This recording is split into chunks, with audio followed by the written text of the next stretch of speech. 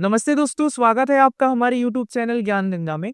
आज के इस वीडियो में हम लोग सत्र 2025-26 कक्षा 10 मॉडल पेपर सॉल्व करेंगे। ये model paper UP MSP website पर उपलब्ध है, आप वहां से डाउनलोड करके देख सकते हैं। देखिए, हमारे मॉडल पेपर में जो हमारा मैथ का जो होगा उसमें पूर्णांक टोटल 70 नंबर होंगे और जो हमारा मॉडल पेपर होगा जैसे कि हमें बोर्ड एग्जाम में मिलेगा वो टोटल 2 खंडों में बटा होगा। एक होगा खंड क और एक होगा खंड ख। खंड क में क्या होगा, इसमें आपको ओएमआर सीट मिलेंगे और 20 क्वेश्चन होंगे और इस 20 क्वेश्चन को हम ओएमआर सीट में फिल करते हैं। और ध्यान रखिएगा ओएमआर सीट भरते समय कि आप एक गलती करके उसे इरेज नहीं कर सकते। यानी एक बार ओएमआर सीट पे किसी कॉलम में 4 ऑप्शन में से किसी एक में आपने ट्रिक लगा दिया तो आप उसको चेंज नहीं कर सकते। तो भरते समय आप ओएमआर सीट को एकदम ध्यान से भरिएगा। तो आज हम लोग मॉडल पेपर का ये खंड स्टार्ट करते हैं। इस खंड में हम सबसे पहले 20 एमसीक्यू वाले ओएमआर सीट वाले क्वेश्चन को करेंगे। तो चलिए शुरू करते हैं वीडियो को बिना किसी देरी के। आप क्या कीजिए, बोर्ड पे देखिए आपके सामने क्वेश्चन लिखा होगा। देखिए यहाँ पर वो विकल्पी प्रश्न है। पहला प्रश्न है, निम्नलिखित में से कौन 100 अभाज्य युग्म है, हमको बताना है। और ऑप्शन दिया है यहाँ पे हमको 14-35, दूसरा ऑप्शन दिया है हमें 18-35, 25, 18-25, तीसरा ऑप्शन दिया है हमें 31-93 और चौथा ऑप्शन दिया है हमें 32-62। हमें क्या करना है, इस प्रश्न में हमको बताना है कि बताइए कौन 100 अभाज्य संख्या है। 100 अभाज्य संख्या का मतलब होता है को प्राइम नंबर, और को प्राइम नंबर दो जोड़े में होते हैं और ये तभी कहलाते हैं जब दो संख्याओं का एचसीएफ, ध्यान रखेंगे क्या शब्द यूज किया जाएगा, एचसीएफ। और दो संख्याओं का एचसीएफ अगर एक होगा तो वह दो संख्याएं एक दूसरे के को प्राइम कहलाते हैं। जैसे कि अगर हम यहाँ पे देखेंगे 14 और 35 में, तो इनका एचसीएफ निकालना जाएंगे हम लोग, तो 14 और 35 का एचसीएफ कितना होगा, 7 होगा। अब हमको पता कैसे चलेगा एचसीएफ हम कैसे निकालें तुरंत, तो उसके लिए ध्यान रखिएगा ये दोनों देखिए क्या किसी एक के पहाड़े में दोनों आते हैं, तो ये भी 7 के पहाड़े में आता है और ये भी 7 के पहाड़े में आता है। तो दोनों का जो एचसीएफ होगा वो 7 होगा और को प्राइम होने के लिए हमें एचसीएफ कितना होना चाहिए, 1 होना चाहिए। तो ये ऑप्शन हम काट देंगे। दूसरा ऑप्शन देखेंगे यहाँ पे 18 है और 25 है। ना किसी के पहाड़े में 18 आता है ना उसी सेम पहाड़े में 25 आता है। 18 और 25 का कोई रिलेशन नहीं है, यानी इसका जो एचसीएफ होगा वो 1 होगा। ठीक है, आप निकाल भी सकते हैं। तो यहाँ पे हमारा ऑप्शन नंबर बी जो होगा राइट होगा। यहाँ पे इसको सॉल्व करेंगे 31 और 93, ये तो 31 का 3 गुना 93 है, तो इसका एचसीएफ 1 हो ही नहीं सकता। यहाँ पे देखेंगे 32, तो ये देखिए सम संख्या और सम संख्या, तो सम संख्या यानी इसमें तो 2 तो शामिल होगा और इसमें भी 2 शामिल होगा, तो ये भी इसका आंसर नहीं हो सकता। तो इस तरह से हम क्या करेंगे, कई क्वेश्चन को हम क्या करेंगे, ऑप्शन को काट देंगे और फिर हमारा आंसर प्राप्त हो जाएगा। तो पहले प्रश्न का आंसर हो जाएगा ऑप्शन नंबर बी। अब हम बढ़ जाते हैं प्रश्न नंबर दूसरे पे, इसको पहले इरेज कर देते हैं। क्वेश्चन नंबर 2 आपके सामने लिखा होगा, बोर्ड पे आप देख लीजिएगा। लिखा है कि यदि द्विघात बहुपद, यहाँ पे लिखा है द्विघात बहुपद X square plus A plus 1 into X plus B के शून्यक, इसके शून्यक दी दी है 2 और -3, तो ए और बी का हमें मान याद करना है। ऑप्शन भी दिया है ए बराबर -7, बी बराबर -1। ऑप्शन नंबर बी दिया है ए बराबर 5, बी बराबर -1। सी दिया है ए बराबर 2, बी बराबर -6। सी दिया है ए बराबर 0 और बी बराबर -6। देखिए ऐसे प्रश्न को करते समय हम क्या करेंगे, ऑप्शन का हेल्प ले सकते। लेकिन यहाँ पे अगर देखेंगे तो ये द्विघात बहुपद का एक समीकरण दिया है और द्विघात बहुपद के दो शून्यक, एक अल्फा दे दिया और एक हमको बीटा दे दिया है। और दो शून्यक के संबंध के बारे में हमको पता है कि दो शून्यकों का योग अल्फा प्लस बीटा कितना होता है, माइनस का बी बटे का ए, हमको पता है। अब दोनों शून्य को हम जोड़ देंगे, 2 और -3, ये जब जोड़ेंगे तो कितना हो जाएगा, -1 होगा। और ये बी क्या होता है, एक्स का गुणांक, तो ये हो गया a प्लस का 1। और a कितना होता है, एक्स स्क्वायर का गुणांक, a है 1। तो इसको जब हम सोल्व करेंगे तो एक जो है ये इधर आएगा, तो ये कितना हो जाएगा, a बराबर -1 यानी -2। अब जैसे हम a निकाल लेंगे उसके बाद हम चले जाएंगे ऑप्शन पे, एक बार हम देख लेते हैं। और दोनों को जोड़ेंगे, माइनस का बी बटा ए, यहाँ पे माइनस होगा, सॉरी यहाँ पे माइनस होगा, तो माइनस से माइनस ये कट जाएगा। अब माइनस ध्यान रखिए, ये माइनस छूट गया था, माइनस से माइनस कट जाएगा, यानी एक बराबर हो जाएगा ए प्लस वन, एक से एक कट जाएगा, एक बराबर जीरो। अब हम तुरंत क्वेश्चन को सॉल्व करने के बाद ए का मान निकालने के बाद ऑप्शन पे चले जाएंगे। यहाँ पर ए का मान 7 है, हटा दीजिए। यहाँ पे ए का मान 5 है, हटाइए। ए का मान 2 है, हटाइए। ए का मान 0 है, लगा दीजिए। तो ऐसे हम क्या करेंगे, पूरे क्वेश्चन को सॉल्व नहीं करेंगे, क्योंकि एमसीक्यू वाले प्रश्न, ओएमआर सीट वाले, ये हमको आंसर को एक्सप्लेन करने का नंबर नहीं देता, ट्रिक लगाने का नंबर देता है। तो जहां पर हमारा नंबर जो है कम समय में निकल सकता है, तो वहां पे टाइम बर्बाद नहीं करेंगे। हम क्या करेंगे, जितना जल्दी हो सके उतना जल्दी सॉल्व करेंगे। तो इस समीकरण को हम ऐसे सॉल्व कर सकते हैं। अब हम बढ़ जाते हैं अगले क्वेश्चन पे, इसको पहले इरेज कर देते हैं।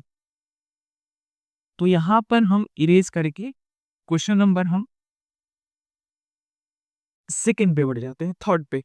थर्ड क्वेश्चन आपके बोर्ड पे लिखा होगा, आप देख सकते हैं क्या लिखा है। संख्या n स्क्वायर माइनस का 1 8 से विभाजित होगा कब, जब a बराबर हम पूर्णांक लेने, या फिर हम प्राकृतिक संख्या ले लें, प्राकृतिक संख्या, या फिर हम ले लें विषम संख्या, विषम संख्या, या ले लें हम डी सम संख्या, सम संख्या। अब हमको पता होना चाहिए कि जो संख्याएं होती हैं, पूर्णांक संख्याएं क्या होती हैं। यहाँ पे देखेंगे 0 माइनस 1 माइनस 2 माइनस 3 माइनस अनंत तक, और इधर 1 2 3 और ये अनंत तक। तो ये क्या होती है, पूर्णांक होती है, पूर्ण नहीं पूर्णांक संख्या होती है। तो यहाँ पर हम फिल करेंगे पूर्णांक संख्या, इसको हम सॉल्व कैसे करेंगे, ऑप्शन कोई भी ऑप्शन से इसको प्रश्न को सॉल्व करेंगे। यहाँ पे हम पूर्णांक संख्या, अगर मैं यहाँ पे माइनस का 1 का स्क्वायर लिखूं, तो ये हो जाएगा माइनस का 1 का स्क्वायर, और ये एक माइनस 1 का स्क्वायर 1, और माइनस का 1, ये 0 आ गया। ये तो 8 से कट जाएगा, एक तो हो गया। अगर मैं यहाँ पे -2 रखूं, तो -2 का स्क्वायर कितना होता है, प्लस का 4, और ये माइनस का 1 घटाएंगे तो आएगा 3। क्या 3 8 से कटेगा, 0 तो 8 से कट जाएगा, क्या 3 8 से कटेगा, तो ये ऑप्शन मेरा गलत हो जाएगा। अगर मैं यहीं पे 2 रखता, केवल 2 का स्क्वायर माइनस 1, तो ये कितना आता है, 4 माइनस का 1, ये भी आता 3, क्या 3 8 से कटेगा, नहीं कटेगा। तो यहाँ पर प्राकृतिक संख्या भी गलत हो जा रही है, क्योंकि प्राकृतिक संख्या में 2 आता है और सम संख्या में भी 2 आता है। तो ये ऑप्शन तो वैसे ही कट गया और ये भी कट गया, बचा क्या हमारा ऑप्शन नंबर सी। तो इस तरह से क्या करेंगे, ऑप्शन को इरेज करेंगे, हटाएंगे, और फिर क्या हटा करके हम क्या करेंगे, अपने जो राइट आंसर है उसको चूज करेंगे। ठीक है, तो इस प्रश्न को हम ऐसे करेंगे, जैसा ऐसा प्रश्न दिखेगा हम उसको ऐसे सॉल्व कर लेंगे। अब हम आ जाते हैं क्वेश्चन नंबर चौथे पे। क्वेश्चन नंबर चौथा क्या कह रहा है, इसको इरेज कर लेते हैं पहले। क्वेश्चन नंबर 4, 4 क्या लिखा है, लिखा है कि यहाँ पे मैं इसको अच्छे से बता देता हूँ। लिखा है कि ax स्क्वायर, यहाँ पे a1 x plus b1 y plus c1 बराबर 0, और a2 x plus b2 y plus c2 बराबर 0 का कोई हल नहीं है, का कोई हल नहीं है। हमको पता है कि जब भी दो रैखिक समीकरण होंगे, ये भी रैखिक समीकरण है और ये भी रैखिक समीकरण है, तो दो रैखिक समीकरण है, उसमें क्या क्या संबंध होता है। पहला होता है a1 बटा a2 does not equal to b1 बटा b2। अब ये कंडीशन कब होता है, ये कंडीशन तब होता है जब एक रेखा दूसरी रेखा को काटे और एक बिंदु पर प्रतिच्छेद करे। यानी इस कंडीशन में क्या होता है, केवल एक हल होता है, एक हल। ठीक है, और इनकी जो रेखाएं होती है एक दूसरे को कितने बिंदु पे काटती है, केवल एक बिंदु पर काटती है। दूसरा कंडीशन क्या होता है, a1 बटा a2 बराबर b1 बटा b2, और ये बराबर होता है c1 बटा c2 के। ये कंडीशन कब होता है, जब एक रेखा दूसरी रेखा पर एक दूसरे के समानांतर होती है, तो ये कंडीशन होता है। और इस कंडीशन में क्या होता है, कोई हल नहीं होता। एक सेकेंड, समानांतर रेखाएं हैं, तो यहाँ पर ये बराबर है, ये कंडीशन में डज नॉट इक्वल टू 0। तो इस कंडीशन में क्या होता है, कोई हल नहीं होता, कोई हल नहीं। कोई हल क्यों नहीं होता, क्योंकि दो समानांतर रेखाएं कभी भी एक दूसरे से नहीं मिलती। और तीसरा कंडीशन क्या है, a1 बटा a2 बराबर b1 बटा b2 बराबर C1/C2। और ये तब होता है जब एक रेखा दूसरी रेखा के ऊपर ही हो, यानी एक रेखा दूसरी रेखा पर समपाती हो, और इस कंडीशन में क्या होगा, अनेक हल होता है, अनेक हल। तो ये चीज ध्यान रखिएगा। यहाँ पर हमारा ऑप्शन क्या था, ऑप्शन नंबर ए जो है, हमारा ऑप्शन नंबर ए क्या हो जाएगा, सही हो जाएगा। क्योंकि यहाँ पूछा है कोई हल नहीं है, तो कोई हल ना होने का कंडीशन क्या है, A1/A2 बराबर B1/B2 does not equal to C1/C2। अब हम लोग क्वेश्चन नंबर 5 पे बढ़ जाते हैं, इसको इरेज कर देते हैं।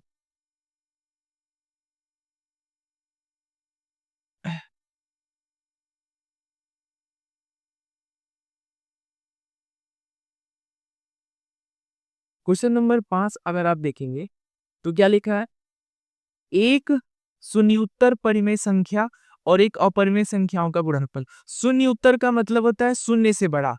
5वां प्रश्न बोल रहा है एक शून्य से बड़ा कोई भी संख्या ले लीजिए, तो मान लेते हैं शून्य से बड़ा एक है, और एक अपरिमेय संख्या। अपरिमेय संख्या हम ले सकते हैं करनी में 2, और इन दोनों का मल्टीप्लाई करेंगे तो क्या आएगा, करनी में 2। एक और एग्जांपल ले लेते हैं, हम 2 ले लेते हैं और करनी में 3 ले लेते हैं, मल्टीप्लाई करेंगे क्या आएगा, 2 करनी में 3। अब ये क्या है, अपरिमेय, और ये क्या है, ये भी अपरिमेय। तो जब भी किसी शून्योत्तर संख्या को और अपरिमेय संख्या को आपस में मल्टीप्लाई करते हैं तो हमें क्या मिलता है, अपरिमेय संख्या। क्या मिलता है, अपरिमेय संख्या। और यहाँ पर क्या बोला है ऑप्शन नंबर, सदैव अपरिमेय संख्या, यानी ऑप्शन नंबर ए हमारा क्या हो जाएगा, सही आंसर हो जाएगा। यानी यहाँ पर हम विकल्प नंबर ए पर गोला लगा देंगे, वो भी अच्छे से। ठीक है, अब आ जाते हैं हम लोग क्वेश्चन नंबर 6 पे, इसको मैंने इरेज कर लेते हैं।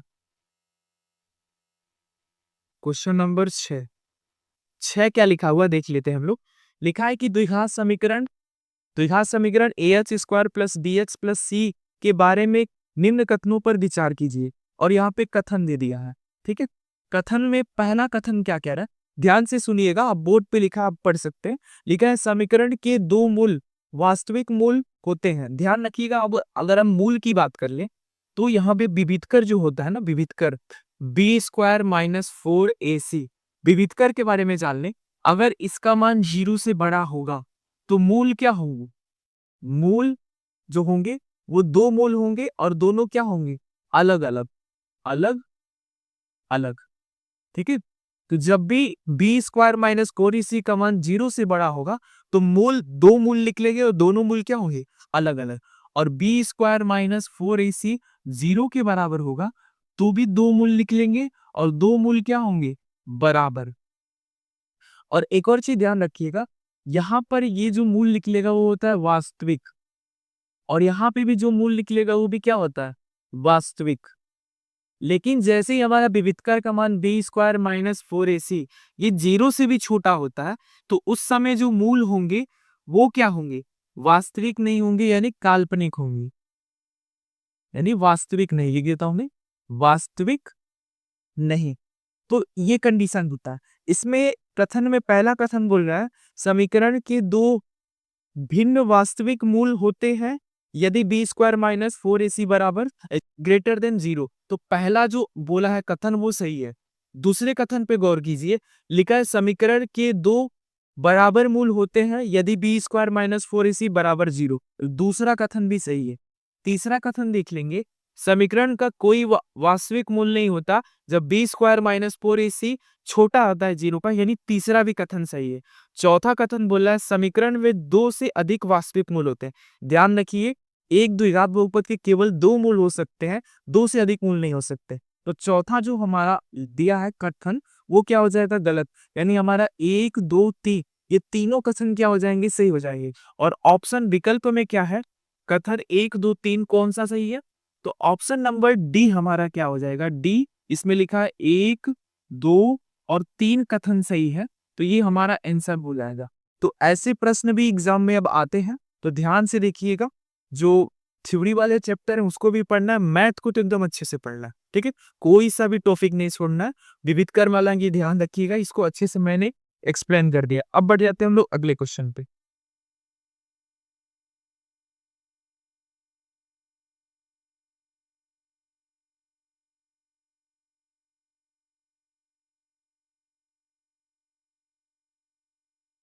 क्वेश्चन नंबर अब हम आ जाते हैं 7 नंबर पे। 7 नंबर हमारा क्वेश्चन समांतर श्रेणी से है। एक श्रेणी बोला है समांतर श्रेणी, माइनस का 5/2, 0, 5/2 डैश डैश का 11वां पद।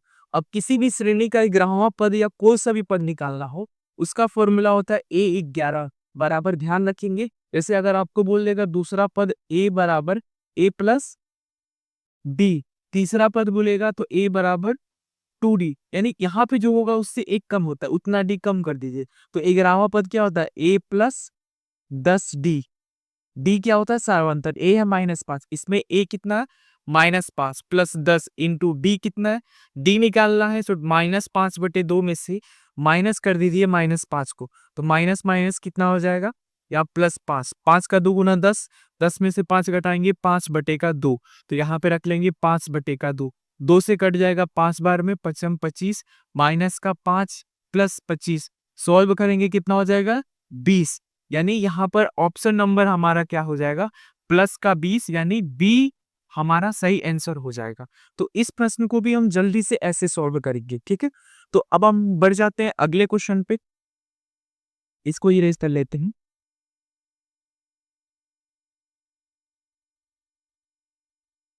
क्वेश्चन नंबर 8 क्या लिखा है, क्वेश्चन नंबर 8 निर्देशांक ज्यामिति से है। बोल रहा है कि बिंदु इतने के मूल बताइए कि किसके शीर्ष है, समकोण त्रिभुज, सम समद्विबाहु त्रिभुज, समबाहु त्रिभुज या विषमबाहु त्रिभुज। तो जब भी ऐसे शीर्ष निकालना हो तो हम एक ट्रायंगल बना लेंगे, और इस ट्रायंगल में यहाँ पर एक मूल दिया है -4,0, एक मूल दिया है 4,0 और एक मूल दिया है 0,3। अब हम क्या करेंगे, हमको पता है कि दो बिंदुओं के बीच की दूरी निकालने का फॉर्मूला क्या होता है, x2 माइनस x1 का whole square plus y2 minus y1 का होल स्क्वायर। ये होता है दो निर्देशांकों के बीच की दूरी निकालने। तो हम क्या करते हैं, पहले इसके बीच की दूरी निकाल लेते हैं, x2 माइनस x1, 4 में से हम -4 घटाएंगे कितना हो जाएगा, माइनस माइनस प्लस, यानी 8 का स्क्वायर 64, 0 में से 0 घटाएंगे, और 64 का वर्गमूल किसका होता है 8 का, ठीक है। यहाँ पे हम सोल्व करेंगे इस दूरी को, 4 में से हम 0 घटा देंगे कितना हो जाएगा 4, 4 का स्क्वायर 16 प्लस 0 में से हम 3 घटाएंगे कितना होगा 9, 9 का स्क्वायर कितना, 3 का स्क्वायर 9, अब ये जोड़ेंगे 25, 25 का मतलब हम 5 ही हो जाएगा। यहाँ पे निकालेंगे 0 में से माइनस का 4 घटाएंगे कितना हो जाएगा, हमारा हो जाएगा 4, 4 का स्क्वायर 16, और यहाँ पे 3 में से 0 घटाएंगे 3, 3 का स्क्वायर 9, सॉल्व करेंगे 5। अब यहाँ पे अगर ध्यान से देखेंगे तो यह एक ऐसा त्रिभुज है जिसमें दो भुजा बराबर है। तो हमको पता है अगर अगर कोई त्रिभुज होता जिसमें दो भुजाएं एक दूसरे के बराबर हो, ऐसा त्रिभुज जिसमें केवल दो भुजा एक दूसरे के बराबर हो, उसको हम कहते हैं समद्वि, क्या दिया समद्विबाहु त्रिभुज। ध्यान रखेंगे समबाहु त्रिभुज क्या होता है, समबाहु त्रिभुज जिसमें तीनों भुजाएं बराबर हो, और समद्विबाहु त्रिभुज जिसमें केवल दो भुजा बराबर हो। तो यहाँ पे हमने निर्देशांक से जब बिंदुओं के बीच की दूरी निकाले हैं तो यहाँ पे दो भुजाएं बराबर हैं, तो इससे हमको ये पता चला कि ये कौन सा त्रिभुज है, समद्विबाहु त्रिभुज, यानी ऑप्शन नंबर बी जो है हमारा राइट आंसर होगा। तो इस प्रश्न को हम ऐसे करते हैं, अगर कोई किसी भी प्रश्न में आपको किसी भी प्रकार का डाउट हो तो आप डायरेक्ट कमेंट में आ जाइएगा, हम अगले वीडियो में उसको सॉल्व कर देंगे। क्वेश्चन नंबर 8 था ये। अब आ जाते हैं हम लोग क्वेश्चन नंबर 10 पे, इसको इरेज कर लेते हैं। Inakin.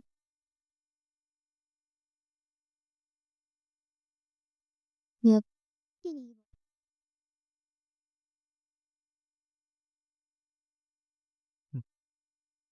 क्वेश्चन नंबर 10 को देख लेते हैं क्या लिखा है।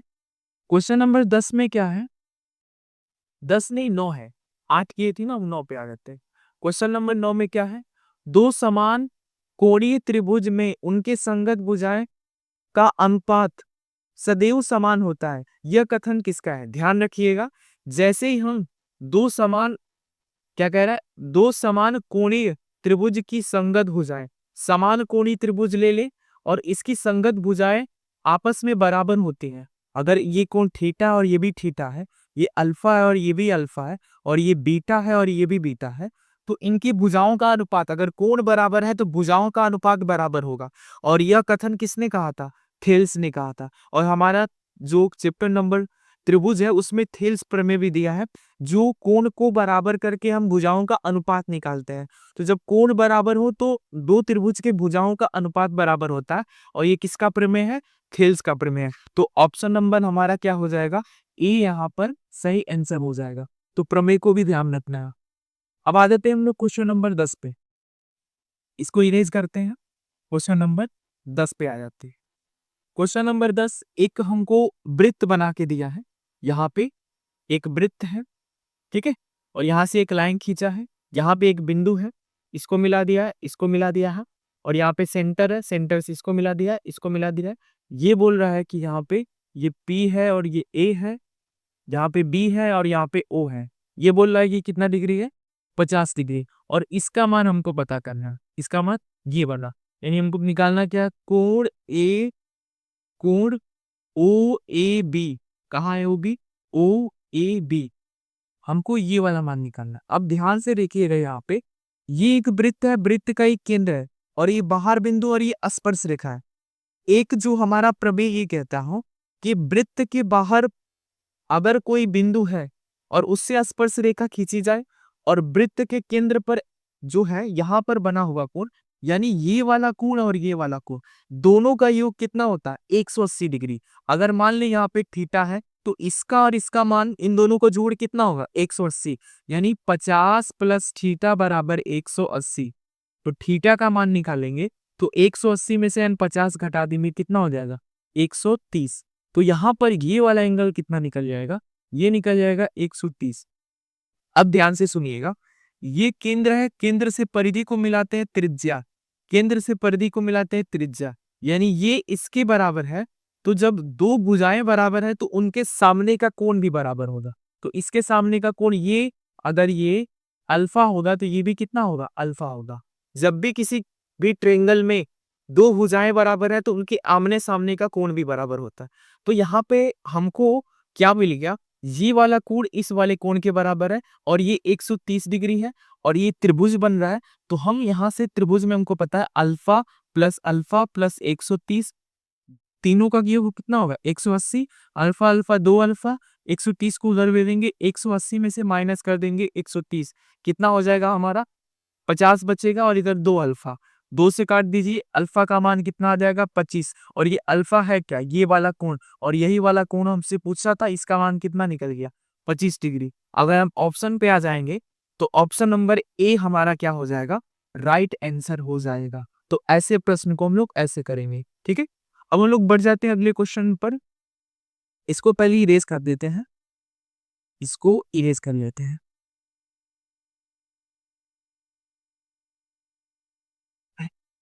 क्वेश्चन नंबर अगला हमारा कितना है? Question number 11। 11 बोर्ड पे लिखा है, आप देख लीजिएगा। लिखा है 2 tan 30 डिग्री बटे का 1 माइनस टेन स्क्वायर 30 डिग्री। इसका हमें मान बताना है। और टेन 30 का मान कितना होता है? टेन 30 का मान होता है 1/3, 1 - 1/3 इसका होल स्क्वायर, ठीक है। जो मान दिया था हम रख देंगे। अब ये ऊपर कितना हो जाएगा? 2/3, और इधर कितना हो जाएगा? 1 - 1 का स्क्वायर 1, और करनी में 3 का स्क्वायर 3, 3 एकम 3, 3 में से 1 गया, ये तो 2/3 होगा। और नीचे 3 एकम 3, 3 में से 1 गया, कितना हो जाएगा? 2/3। देखिए, इसका अंदर से गुणा और इसका ऊपर, ठीक है। तो 2 से अगर हम चाहें, 2 से 2 काट देते हैं, और करनी में 3 ऊपर जाएगा और करनी में 3 नीचे। तो ये कट जाएगा तो कितना हो जाएगा? करनी में 3, इससे ये काट देंगे तो करनी में 3 आ जाएगा। और ऑप्शन हमको क्या दिया है? अब बताइए, करनी में 3 किसका मान होता है? करनी में 3 मान होता है tan 60 डिग्री का। tan 60 डिग्री का मान करनी में 3 होता है। यानी ऑप्शन नंबर हमारा क्या हो जाएगा? सी क्या हो जाएगा? राइट आंसर हो जाएगा। तो ऐसे प्रश्न को हम लोग ऐसे सॉल्व करेंगे, ठीक है। ध्यान रखिएगा, स्पीड होना चाहिए प्रश्न को सॉल्व करते समय, स्पीड होना चाहिए, फॉर्मूले सभी पता होना चाहिए। अगर ट्रिग्नोमेट्री टेबल आपको याद नहीं है तो आप मेरा ये वाला वीडियो देख सकते हैं। इसमें मैंने क्या किया, पूरे ट्रिग्नोमेट्री टेबल को याद करने के 3 बेस्ट तरीके सिखाए हैं। आप इस वीडियो को रिकमेंड कर सकते हैं अपने आप को भी और अपने फ्रेंड को भी। तो चलते हैं हम अगले क्वेश्चन पे, क्वेश्चन नंबर 12 पे। इसको यही करते हैं।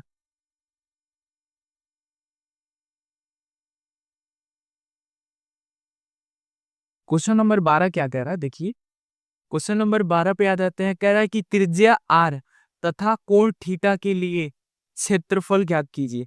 अब देखिए त्रिज्यखंड का, और हमको पता है जब भी कोई भी ट्रायंगल दिया हो और यहां से ये बनने वाला जो क्षेत्र होता है त्रिभुज में और वृत्त के अंदर ये वाला जो क्षेत्र होता है इसको हम त्रिज्यखंड कहते हैं। और त्रिज्यखंड निकालने का फॉर्मूला होता है थीटा बटा 360 इंटू पाई आर स्क्वायर। अब ये कैसे होता है इसको मैंने क्या किया, अपने यूट्यूब चैनल पे बताया, उसको देख सकते हैं। तो इसका मान कितना होता है, थीटा बटा 360 इंटू पाई आर स्क्वायर।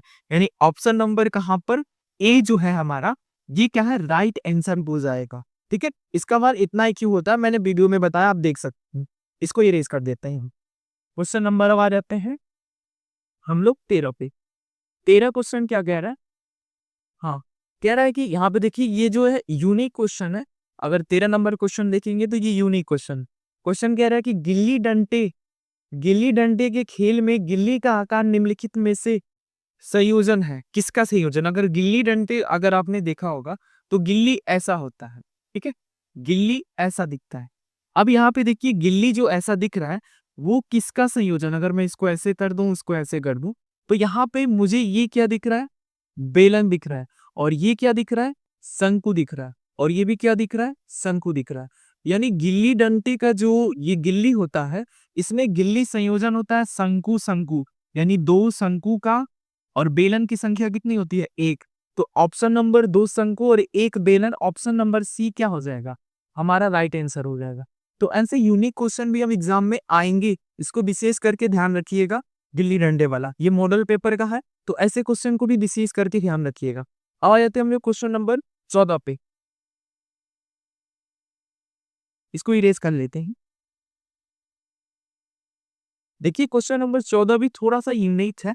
यहाँ पे लिखा है ए, यहाँ पे साइन 90 डिग्री लिखा है, यहाँ पे बी लिखा है कॉस 90 डिग्री, यहाँ पे सी लिखा है टेन 60 डिग्री, यहाँ पे डी लिखा है सेक 45 डिग्री। और यहाँ पे दे दिया हमको मान, पहला करनी में 2, दूसरा करनी में 3, तीसरा 1, चौथा तीसरा 1, चौथा 0। अब यहाँ पे आपको ट्रिग्नोमेट्री टेबल याद होने का बहुत बहुत बहुत नीड है। तो यहाँ पे हमको पता है साइन 90 का मान कितना होता है, साइन 90 का मान 1 होता है। तो पहला का आंसर क्या होगा, पहला हो जाएगा तीसरे के साथ। ठीक है, अब बी पे आ जाते हैं कॉस 90, कॉस 90 का मान 0 होता है। तो यहाँ पर दूसरे का जो बी का आंसर होगा वो चौथा होगा। और टेन 60 का मान कितना होता है, करनी में 3 होता है।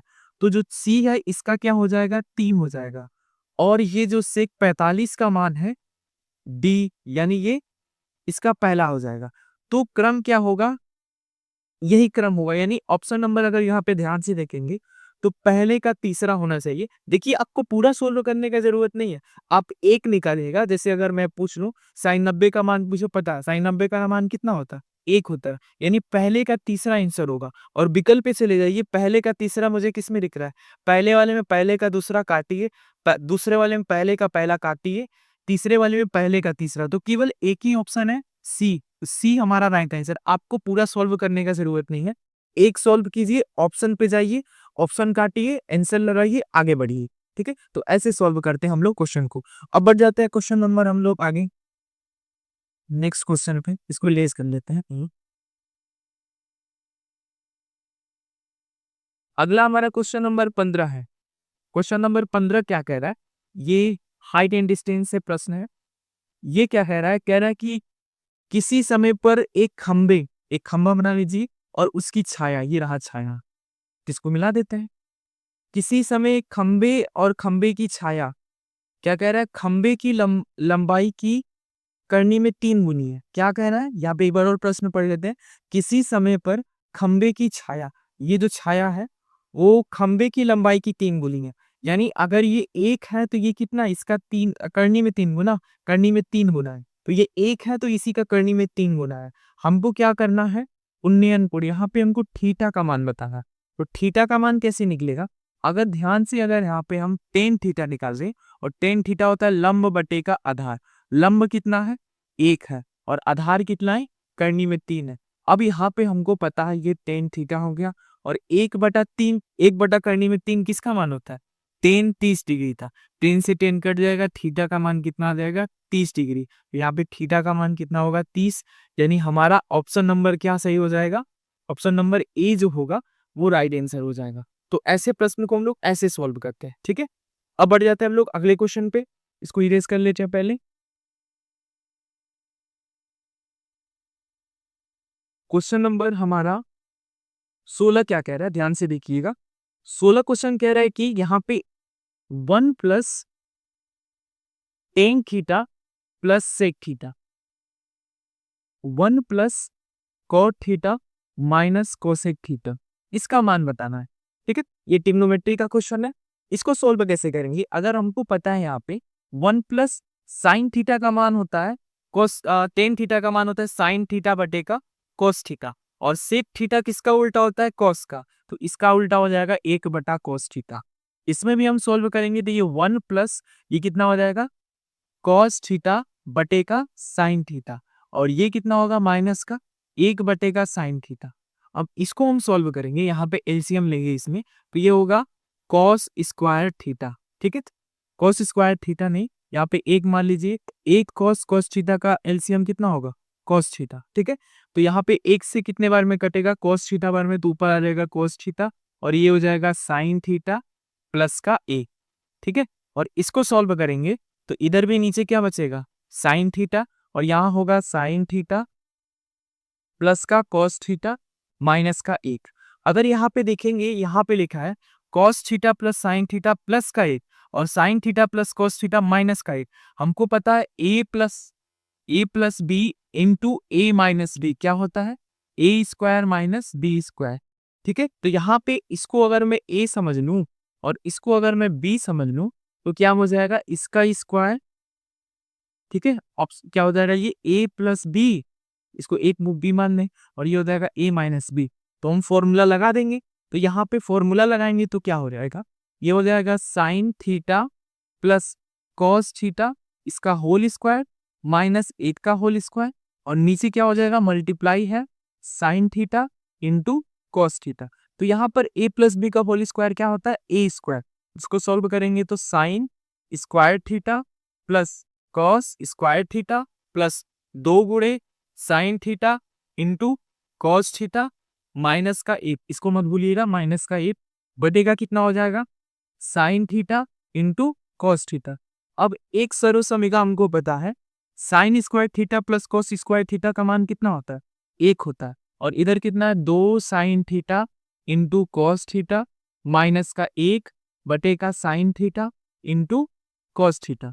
माइनस प्लस से 1 कट जाएगा, ऊपर कितना है? ऊपर आ जाएगा 2 sine theta into cos theta, और नीचे कितना है? Sine theta into cos theta. इससे भी ये कट जाएगा, तो यहाँ पे हमारा आंसर क्या आ जाएगा? 2। और ऑप्शन में देखेंगे अगर हम, तो यहाँ पे ऑप्शन नंबर क्या हो जाएगा? सी। तो सी हमारा क्या हो जाएगा? राइट आंसर हो जाएगा। तो ऐसे प्रश्न को हम लोग ऐसे सॉल्व करते हैं, ठीक है। अगर चाहेंगे आपको इसको एक और तरीके से हम लोग सॉल्व कर सकते हैं। कैसे? आप क्या कीजिएगा, आप ट्रिग्नोमेट्री सारणी से टेन का कोई मान रख लीजिए, थीटा का मान क्या रख लेते हैं हम लोग? 45 डिग्री रख लेते हैं। तो 45 डिग्री पे अगर इस पे सॉल्व करेंगे तो और जल्दी मान निकल जाएगा, ठीक है। तो वहां से भी हम कर सकते हैं, यहाँ भी 45, यहाँ भी 45, यहाँ भी 45, यहाँ भी 45। तो 45 रख के बस हम जोड़ घटाना कर देंगे, आराम से निकल जाएगा। या फिर आप ये प्रॉपर्टी लगा करके भी इसका आंसर निकाल सकते हैं। इसका आंसर कितना आएगा? 2 आएगा। अब हम लोग बढ़ जाते हैं अगले क्वेश्चन पे, इसको इरेज कर लेते हैं।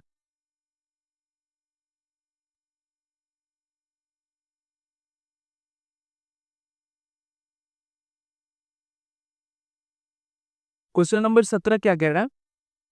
क्वेश्चन नंबर 17 प्रायिकता से है। कह रहा है कि निम्नलिखित में से कौन सी संख्या किसी घटना की प्रायिकता नहीं हो सकती। प्रायिकता के बारे में एक ध्यान रखिएगा, जो प्रायिकता होता है उसका मान, प्रायिकता का मान जो है वो क्या होता है? कभी भी प्रायिकता का मान कभी भी बड़ा नहीं होगा किससे? 1 से। और प्रायिकता का मान कभी भी छोटा नहीं होगा किससे? 0 से। यानी प्रायिकता जो होता है वो 0 से बड़ा होता है और 1 से छोटा। यानी एक सेकंड, सॉरी भूल गया मैं, यहाँ पे एक एक गलती हो गई, रुक जाइए। हाँ, प्रायिकता का मान 0 होगा और प्रायिकता का मान 1 होगा। प्रायिकता का मान कभी भी 1 से बड़ा नहीं हो सकता। इसको लाइन को सही कर लीजिएगा।